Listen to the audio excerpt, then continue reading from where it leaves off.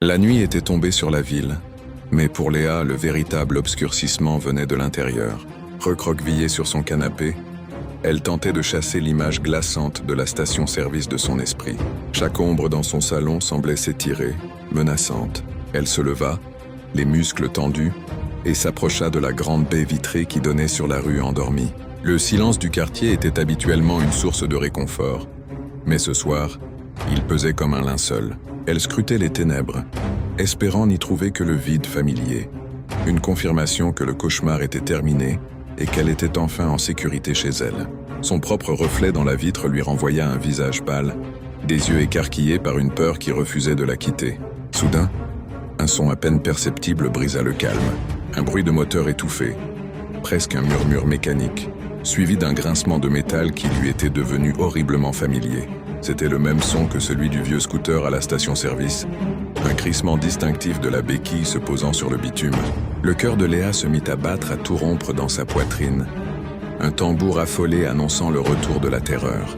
Une sueur froide perla sur son front. Était-ce possible? L'avait-il suivi jusqu'ici? Chaque fibre de son être lui hurlait de ne pas regarder, de se cacher, de fuir.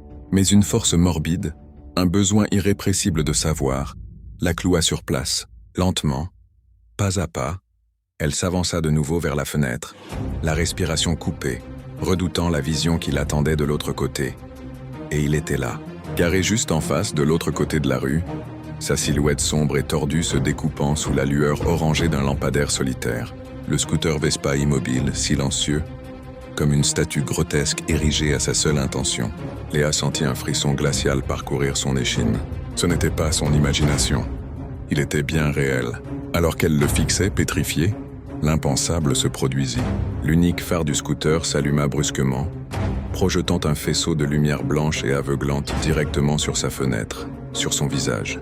Ce n'était pas un simple phare, c'était un œil accusateur, un projecteur qui la débusquait dans son propre refuge, la clouant sur place comme un insecte épinglé. Le silence se déchira.